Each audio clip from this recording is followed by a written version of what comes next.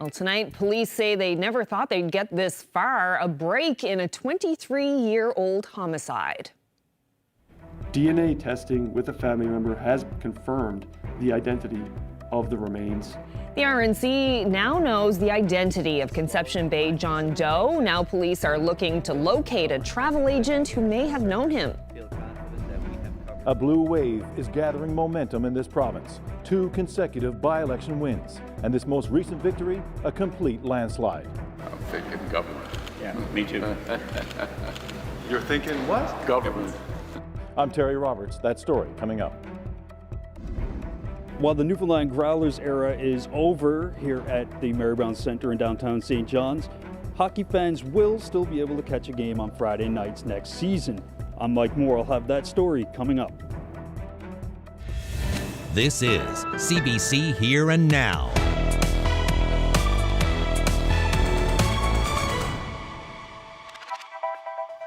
Good evening and welcome to Here and Now.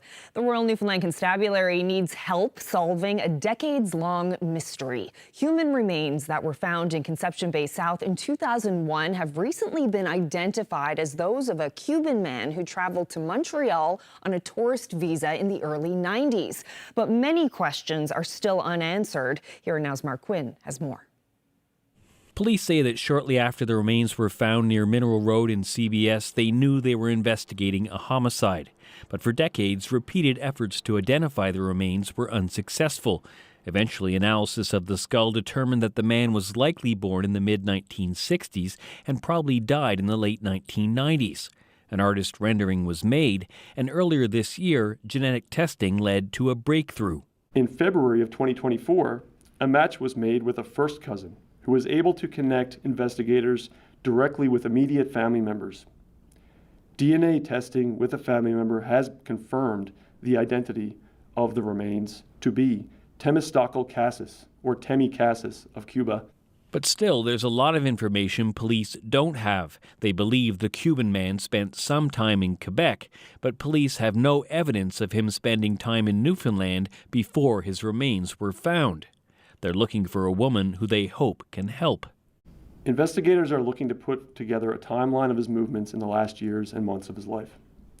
The RNC is looking to speak to any known associates of Cassis, particularly a Joanne Bergeron, who is believed to have spent time in Cuba prior to April of 1992, where she had worked as a travel agent. And today, Ms. Bergeron would be approximately 68 years old. Cadigan didn't know how much the investigation has cost to date, but he said the RNC will continue to investigate what happened to the Cuban man. We've assembled a major case management team, which is dedicated to investigating the death of Mr. Cassis, looking at creating a timeline of the events leading to his death, and of course having that focus on his arrival in Canada, in Montreal, Quebec. It gives us the starting point. Police are asking anyone with information that might help to contact them or report it anonymously through Crime Stoppers. Mark Quinn, CBC News, St. John's. Well, police are investigating following a fatal ATV crash on the Avalon yesterday. A 28-year-old man died yesterday evening in Bristol's Hope after the vehicle he was operating left the roadway and rolled multiple times. According to police, he was taken to hospital where he died of his injuries. Police say the man was wearing a helmet. Well, victims of child abuse will now be able to take their abusers to court. The province has removed a time constraint that's prevented people from holding their abusers liable. This comes after Jack Whalen, a former inmate of the Whitburn Boys' Home, spent nearly a year protesting the law. Here Now's Ryan Cook brings us this update. There was a standing ovation in the House of Assembly yesterday as MHAs from both sides of the aisle worked together to change the Limitations Act. Once it's brought into place, people who were abused as children will be able to sue their abusers without a statute of limitations. I feel so privileged to have been a part of a process, of an important process, whereby we all work together to ensure that the rights of children are protected. This is huge news for Jack Whalen. He's been trying to sue the government for his treatment at the Whitburn Boys' Home in the 1970s. But under the former law, he came forward too late. But now the door should be open for Whalen to sue the government for his treatment. For the last 11 months, his protests have drawn attention to the issue. MHA Eddie Joyce addressed him directly in the House yesterday. So I got to say, Jack, not only is this going to help you, this is going to help a lot of people you will never meet. But because of you, they'll be much better off. This bill is much different than the one that leaked out of the House last week. The government's first pass at the changes was so limited that it didn't even apply to Jack Whalen's case. We're told the Justice Minister approached the opposition parties late last week and asked what needed to be done to push the bill through. That led to an NDP amendment that made the changes broader. The law will now include those who have experienced assault, battery, false imprisonment, and intimate partner violence. It will have an immediate effect on 2 cases where the government is denying liability because of time limits, including Jack Whalen's.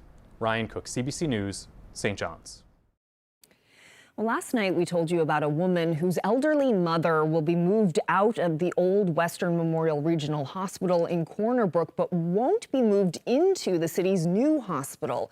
Kim Sheehan of Deer Lake says her mother will be moved 75 kilometers away to a long-term care home in Bay St. George. Sheehan says that will make it difficult for her and her family to visit.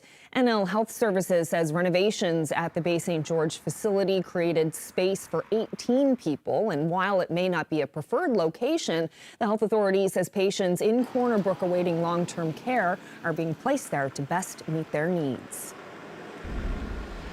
We know that when acute elderly are admitted to acute care, there are a potential for negative impacts for the elderly. So we're aware of that. And really, long-term care best meets their needs. They have programs to help support the needs of the patient, to decrease isolation, and various activities and supports that acute care wouldn't have to support them.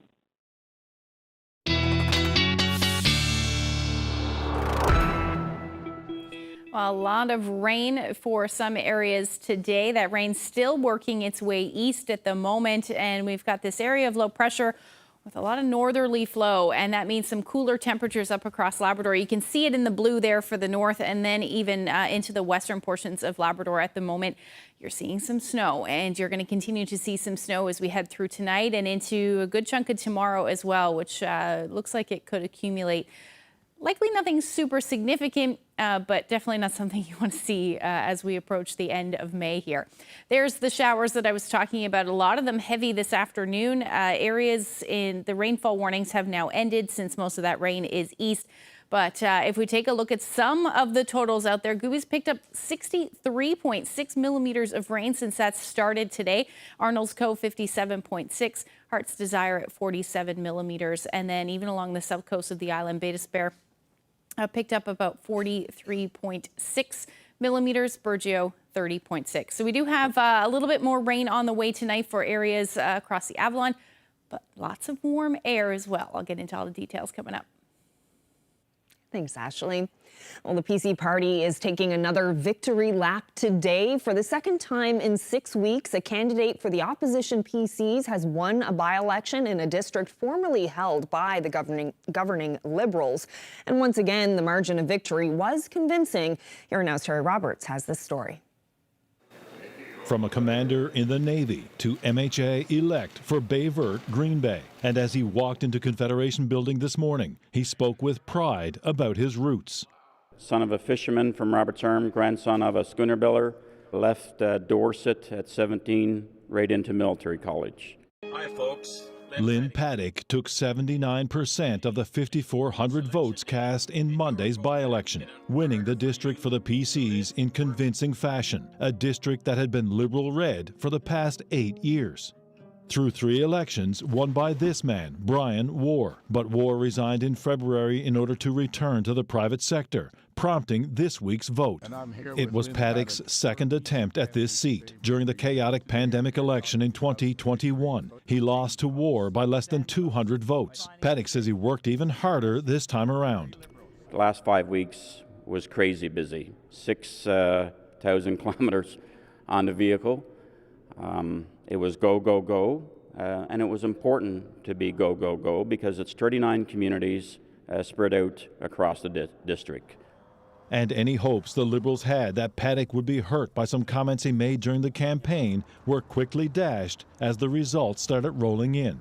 Paddock was placed on the defensive after saying during a candidate's debate that doctors should be recruited from Germany because Germans love the outdoors, and not countries like India and Pakistan. The Liberals went after Paddock, with the Premier calling for his removal as a candidate. But Paddock says his comments were not meant to be derogatory and said no one should question his commitment to equality and inclusivity. I think the people that know me really turned to and stood up for me, and that I truly appreciate. Paddock is not yet sworn in and did not take a seat in the legislature today, though he still sounds more like a Navy man than a politician. Officer. I'm mission focused. It's not about photo ops or pictures. It's about getting the job done. And this electoral success has the PCs brimming with confidence. I'm thinking government. Yeah, me too. Wakeham believes a bigger change is coming. The people of Newfoundland and Labrador are speaking out loudly that they want to see a different type of government. They want a government that's more open, that's more transparent, that is really going to tackle issues. Yeah, obviously not the result that we wanted, but... The Premier admitted that voters are angry because of the stress and strain of daily life, but he's not giving up on Bay Vert, Green Bay. We know we have some work to do, and I'm intent on continuing to work with the people of the district to listen to them, to act on their voice, and to regain their trust and confidence. Paddock used to hold some weighty purse strings at National Defence. A general once described him as Canada's banker for the war effort in Afghanistan. Now he'll be marching to a different beat, shoulder first into the cut and thrust of partisan politics. Terry Roberts, CBC News, St. John's. Well, still with this story, a professor of politics says the PC win in Bay Vert, Green Bay may be a sign of an ongoing political realignment. Alex Marland says the results of the 3 recent provincial by-elections show a trend along rural and urban lines. Progressive voters are very much coalescing in urban areas, and in rural areas, we very much see conservatives coalescing. And so while obviously Bell Island is not an urban area, the reality is that a lot of people on Bell Island are working in St. John's when the ferry's letting them do that. But the reality is that if we were to say, okay, well, we're going to consider Bell Island a bit of an urban area relative to the difference between the other 2 seats, and the other 2 seats are mostly rural, this pattern holds true, which is that we should expect to see NDP and Liberals do fairly well in more urban areas, and we should expect to see Conservatives do well in more rural areas. And that's the theme that I'm seeing here. And we'll have more with politics professor Alex Marland coming up in about 20 minutes on Here and Now. And sticking with political news, the House of Assembly is now closed for the summer, 1 day earlier than scheduled. MHAs have a week of constituency days, and the House will sit again on November 4th. NDP leader Jim Dinn says it was a turbulent sitting, particularly on issues like housing. Oh my gosh, it's been tumultuous. If anything else, you look at everything from, I'll start with housing. There's very clearly we've got a long ways to go. We have seniors who are still contacting me about rents, the rents increasing to a point where they're no longer confident that they're going to be able to stay housed. And I was only this week, and I was helping trying to help a family find an affordable a place in which to live, and they were they're ones who had leaving one place, going to another. That fell through. So, but trying to find an affordable place to live is a challenge.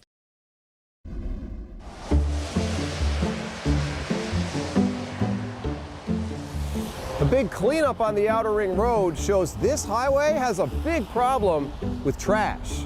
How big? Well, this year the cleanup crew collected 3,750 garbage bags. That is 35 cubic meters worth of trash, enough to fill 4.5 garbage trucks. But what's worse is that's about 1,250 more garbage bags than the Outer Ring Road spring cleanup collected last year.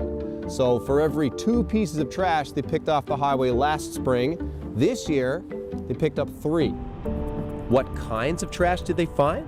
Aside from a few thousand bags of regular garbage, crews picked up a couch, a bicycle frame, a truck bed liner, tires, and a dog kennel. Now, you might think the side of the highway is a funny place to dump a dog kennel, but the province says most of this trash is coming from people driving with unsecured loads. What does that mean? Garbage in the back of the pickup truck with no cover, maybe something tied to the roof of a car, not really secure, maybe trash loose in the back of a trailer.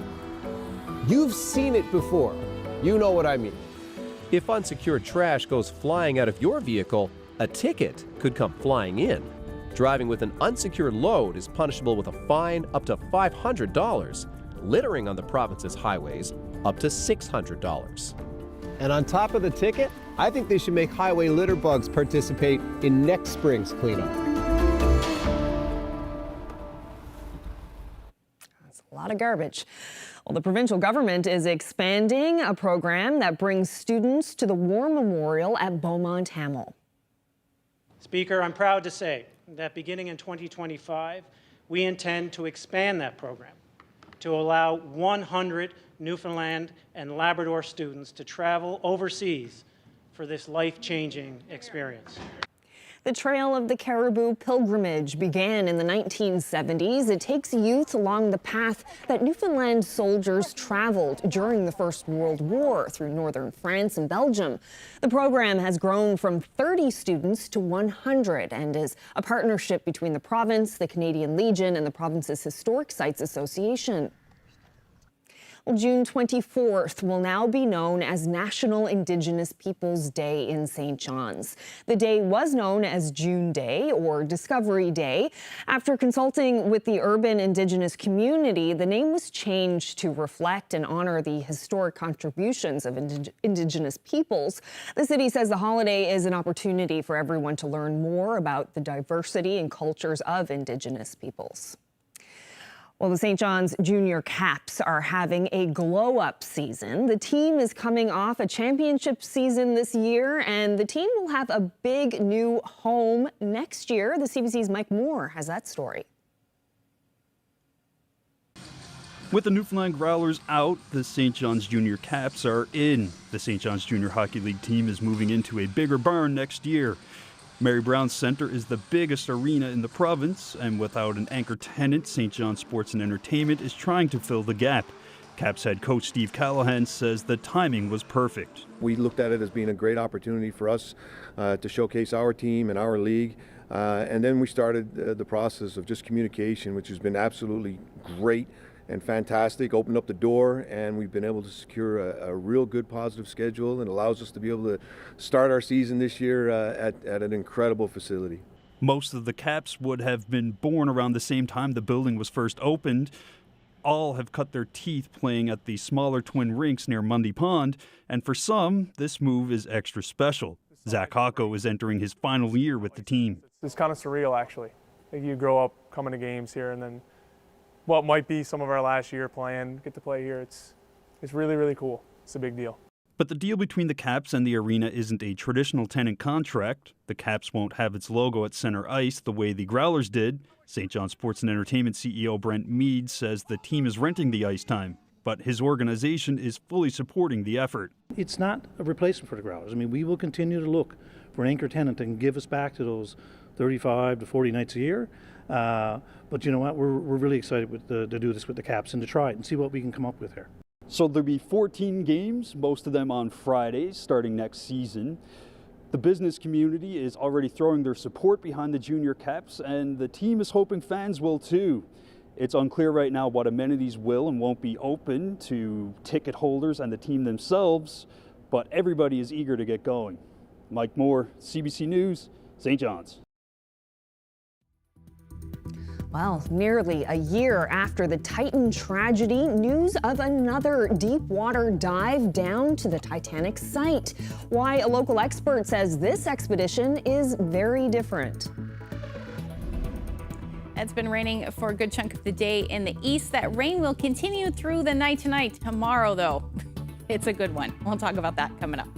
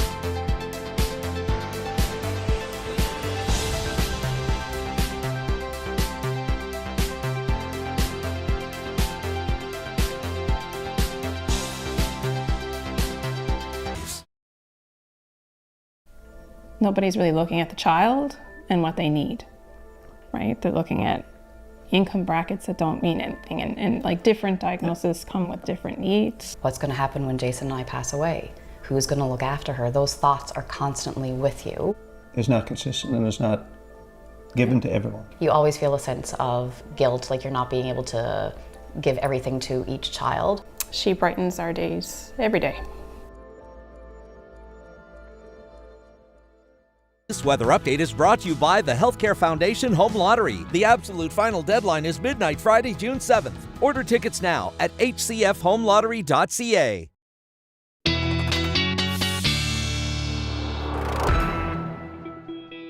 Ashley, on the island today, the people in the west and the people in the east had two very different weather experiences. Yeah, and even more so up across Labrador. A little bit of everything in the forecast, or in the weather picture today, I should say. Let's take a look at those temperatures across the board. Up across Labrador, temperatures into the single digits, just barely above zero for most of the north coast and Lab West. You head towards the southeast, so those temperatures more like the teens. But look at the temperatures on the west coast of the island. The first areas to reach 25 degrees today. Deer Lake was the first, followed closely by Corner Brook this afternoon.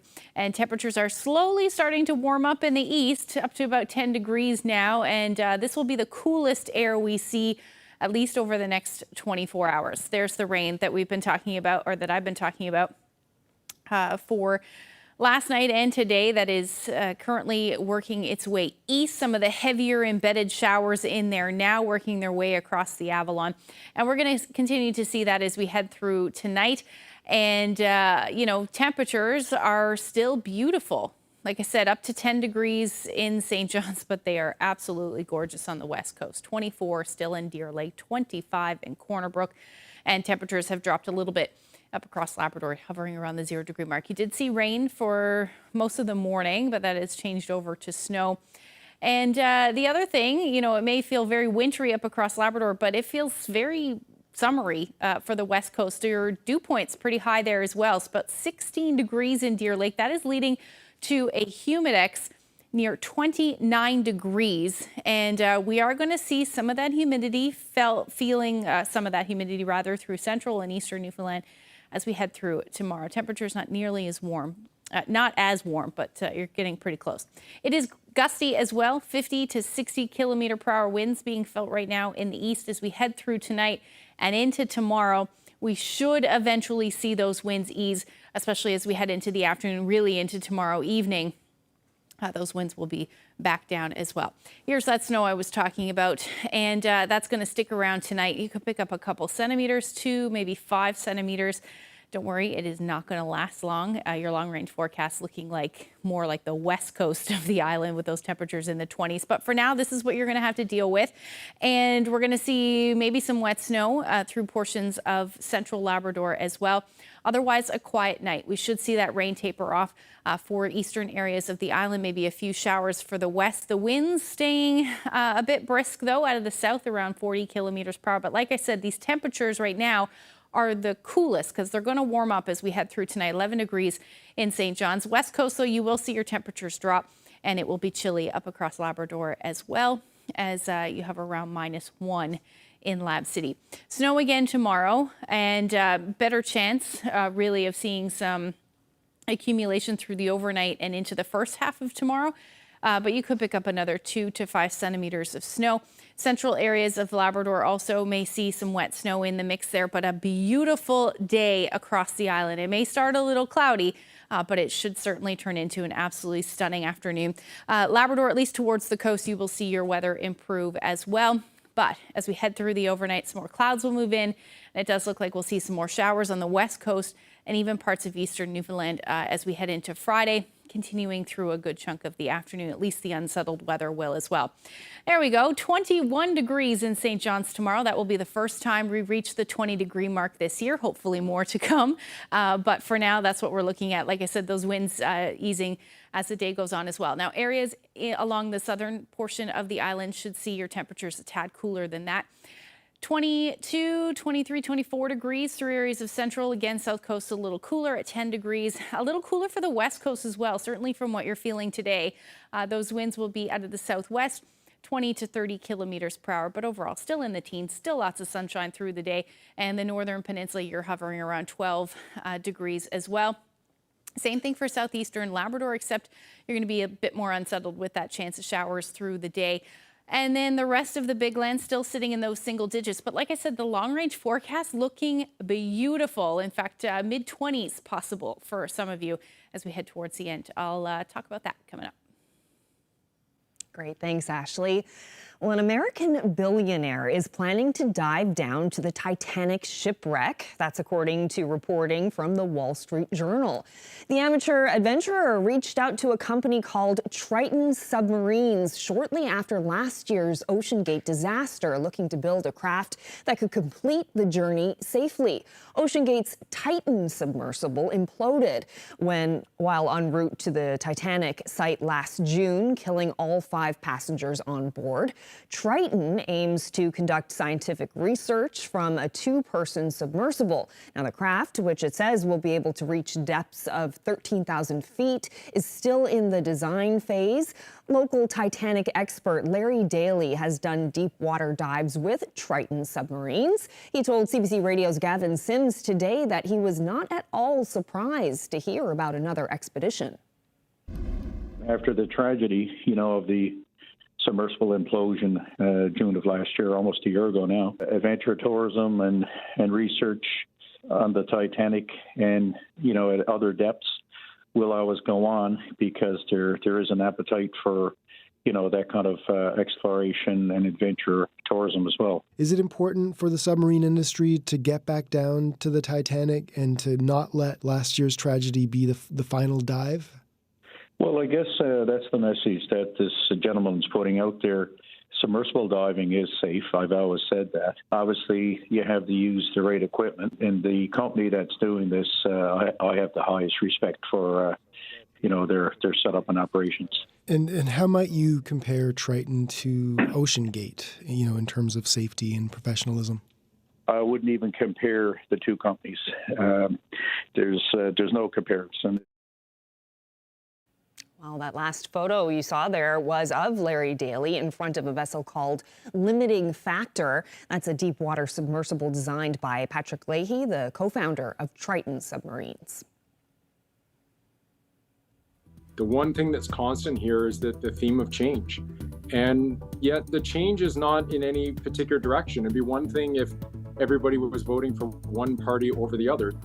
Well, there have been 3 by-elections in the province this year, and all 3 seats have changed hands. More on all those changes coming up.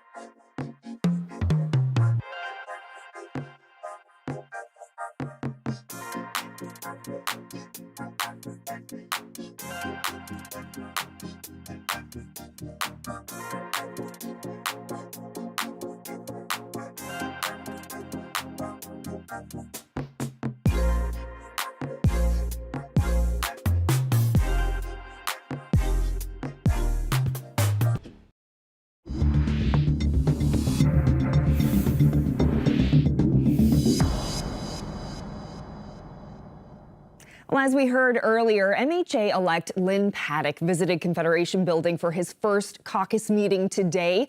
Paddock easily won the district of Bayvert-Green Bay with 79% of the vote Monday night, turning the district from red to blue. And that has been a trend in the last 3 by-elections this year, the trend of change. The Liberals swung Conception Bay East Bell Island from blue to red, but then lost seats in Fogo Island, Cape Friels, and now Bayvert Green Bay. So for some analysis on this, Alex Marlin joins us now from Toronto. He's a professor of politics with Acadia University, but spent 17 years as a poli-sci prof at MUN. Thank you so much for being here. Good to see you, Carolyn. Well, Alex, it seems like party support in these by-elections has been kind of like Newfoundland weather. It's ever-changing. Do you think these results are just candidate-specific, or could there be a bigger issue at play? Well, at least with Newfoundland weather, you can be sure that May is going to be hard to predict and enjoy. I have to tell you, this is very unusual. It is, as you said before, that the one thing that's constant here is that the theme of change. And yet the change is not in any particular direction. It'd be one thing if everybody was voting for one party over the other. So right now, the PCs obviously have some wind in their sails, what with winning Fogo Island, Cape Friels, and now Bayvert Green Bay. But the reality is that right before that, Fred Hutton and the Liberals took Bell Island, a long-time PC seat. So the one thing I think is that we're seeing a bit of realignment. So in Canada, what we've been seeing, and before Canada, we've seen it in the United States, it's happening in Britain. And what's happening is progressive voters are very much coalescing in urban areas, and in rural areas, we very much see conservatives coalescing. And so while obviously Bell Island is not an urban area, the reality is that a lot of people on Bell Island are working in St. John's when the ferry's letting them do that. But the reality is that if we were to say, okay, well, we're going to consider Bell Island a bit of an urban area relative to the difference between the other 2 seats, and the other 2 seats are mostly rural, this pattern holds true, which is that we should expect to see NDP and Liberals do fairly well in more urban areas, and we should expect to see Conservatives do well in more rural areas. And that's the theme that I'm seeing here. Oh, interesting. And Premier Andrew Furey says he thinks this latest loss has a lot to do with the unpopularity of the federal Liberals and Justin Trudeau in particular. But PC leader Tony Wakeham says voters are just tired of the provincial Liberals and wanted change. What do you think? So I think that they're both right. That there's no question that there's a lot of people who are really tired with the federal Liberals, and by extension, that is playing out provincially. But that also doesn't hold up, because why would it be that Fred Hutton and the Liberals were able to win Bell Island? It wasn't just on the strength of that one candidate. There were other things going on there. So I think the reality is that aside from the frustration with the federal Liberals, the reality is that voters all over the place in Western liberal societies are cranky. They are frustrated and they are fed up. Now, here in Canada, here in Newfoundland and Labrador and other places, you could say, well, it's the carbon tax and whatever, but that's actually just one element of a bigger pattern. And the reality is, when there's high levels of inflation, people's paychecks are not keeping up, the costs of goods are going up, it's harder and harder to make ends meet. And so as a result, you get angry and you get frustrated and you want change. We'll be in for yet another by-election now that Liberal Tom Osborne has announced his resignation from Waterford Valley, which is an urban area. And he's the longest serving MHA in this province. But it seems voters in that district have a history of voting more for the candidate rather than the party, because Osborne served as both a PC and a Liberal during his 28-year career as an MHA. I know it's really early days, but do you think the Liberals are at risk of losing that seat too?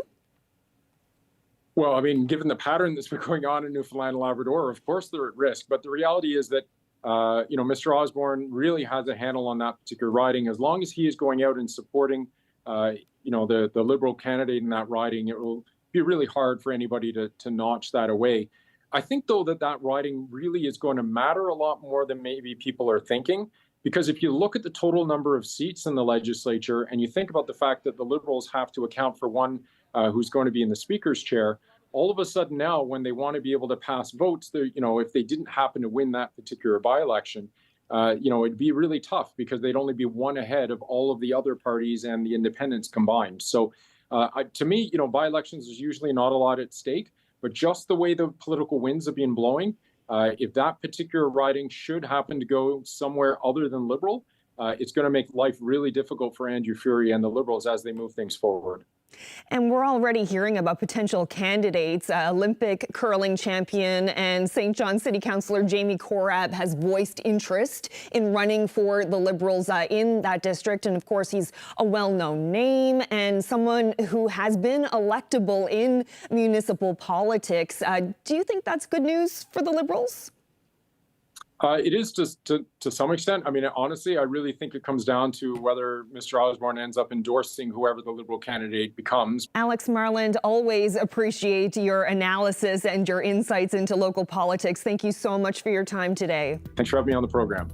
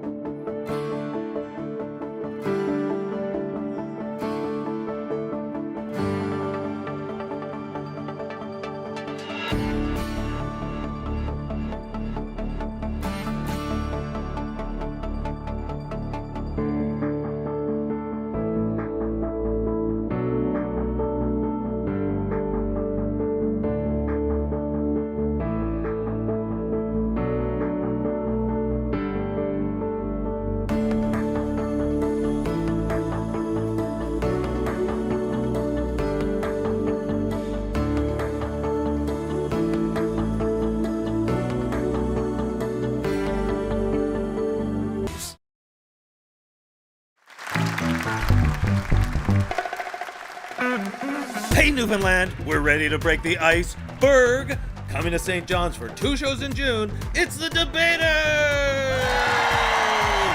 The Debaters will be at the Holy Heart Theatre on June 17th and 18th with Facts and Funny. For details, visit cbc.ca/thedebaters.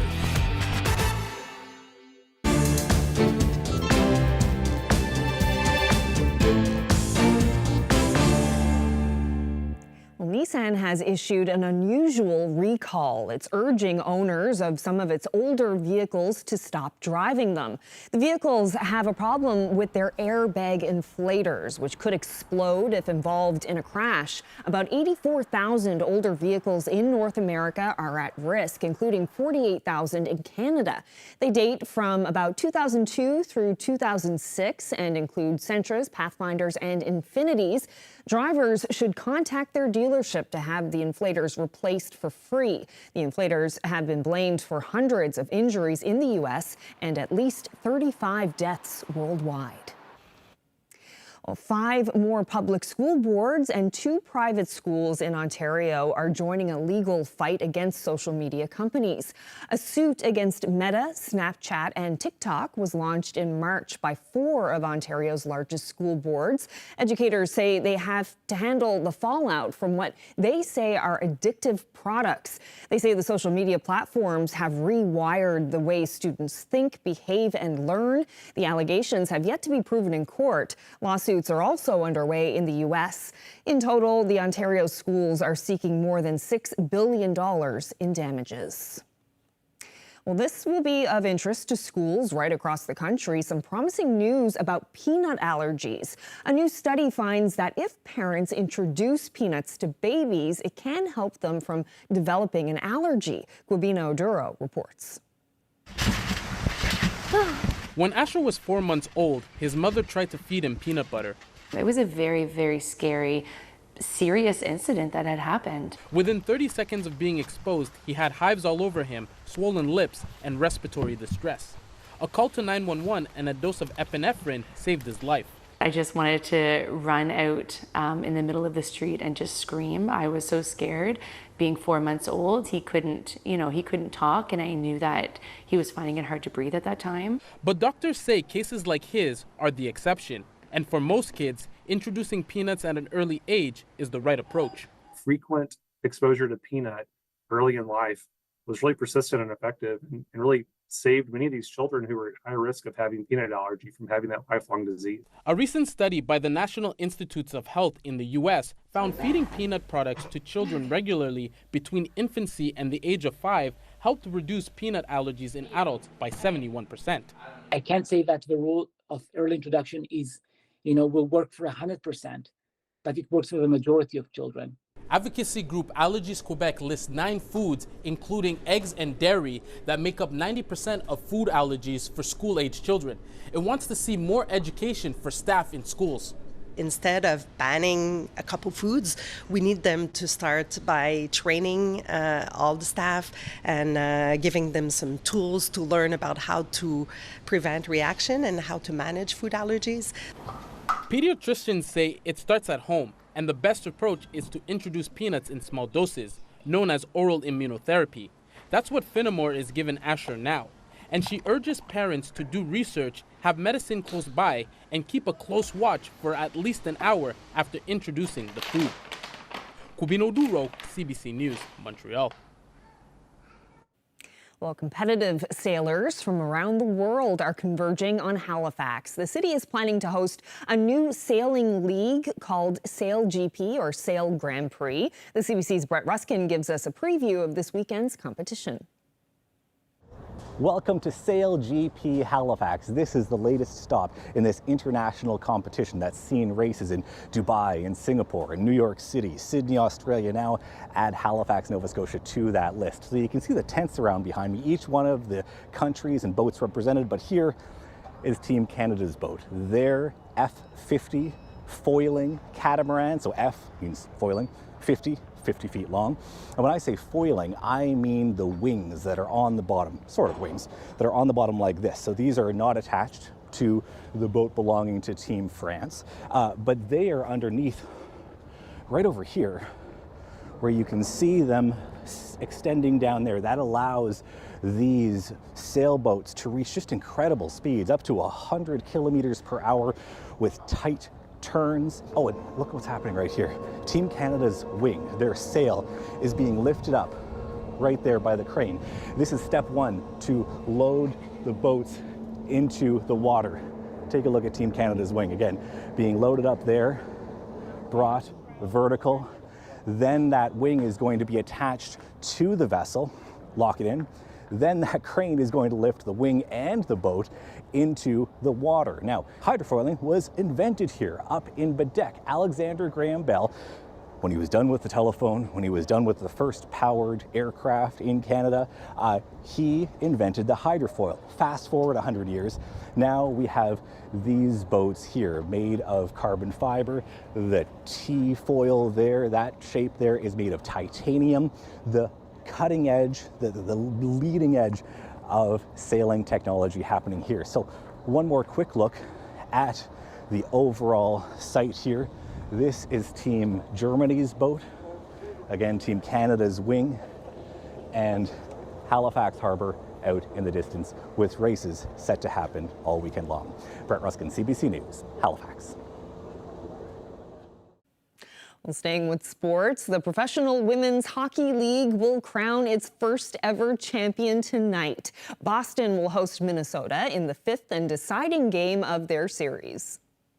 Boston, Minnesota, inaugural PWHL Finals. Mueller with a chance here for Boston, and she scores! Alina Mueller, the season-saving goal! This comes after Boston took Game 4, 1-0 in double overtime in Minnesota on Sunday. More than 13,000 fans attended that game, and tonight's contest is sold out. The 6-team league is riding high at the close of its inaugural season. It averaged almost 6,000 fans per game. It also set a women's hockey record last month with more than 21,000 fans crammed into the Bell Centre in Montreal for a game.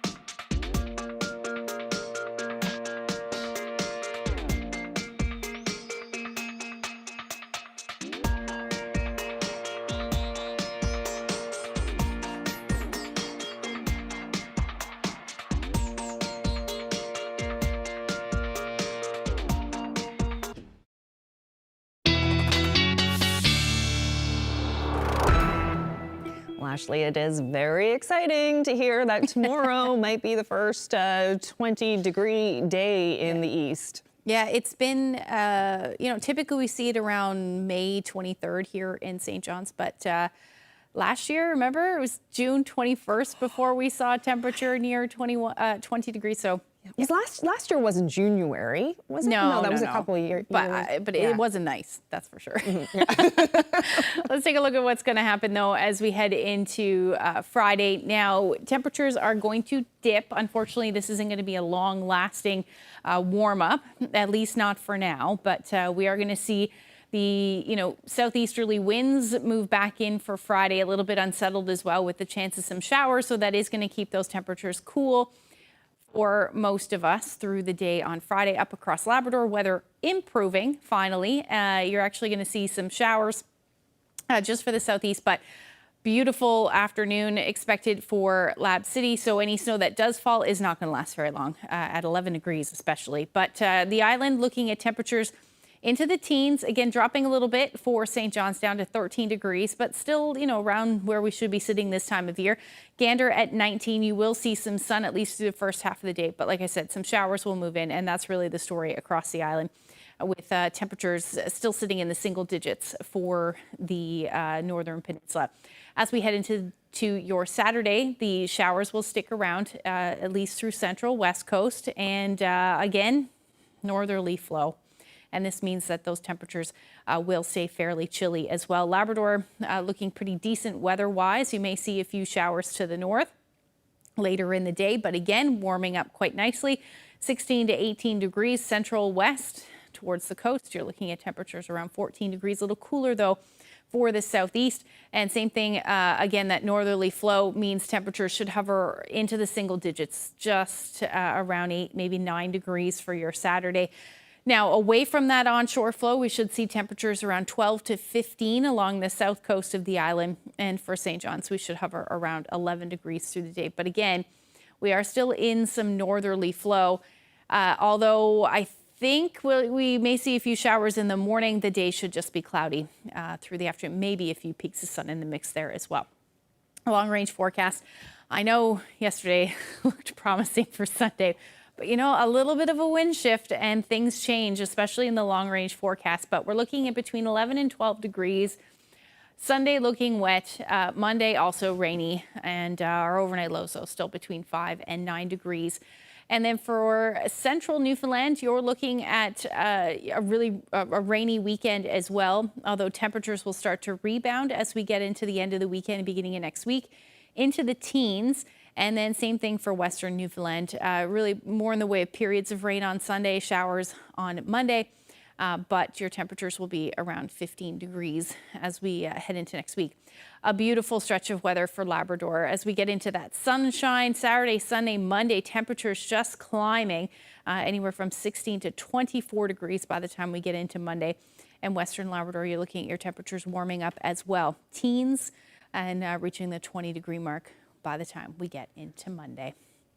A lovely, quiet shot here. You can just feel the calmness of this early morning sun. This is Southeast Arm in Calls Harbour. Thank you to Gerald for that great shot. We really appreciate that one. It looks warm, doesn't it? It does. Barely a cloud in the sky. Absolutely gorgeous. Thank you so much for that. If you have any weather photos that you'd like to share with us, you can send them to my Facebook page. That's a great place. Or you can email them to nlphotos@cbc.ca.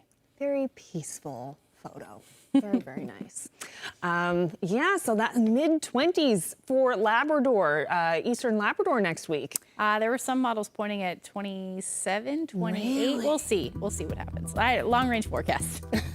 Fully into summer. Yeah, hopefully things will turn around for us soon. We will see. Yeah, we shall see. Okay, well, that's it for us. Thank you so much for spending part of your evening with us. Good night.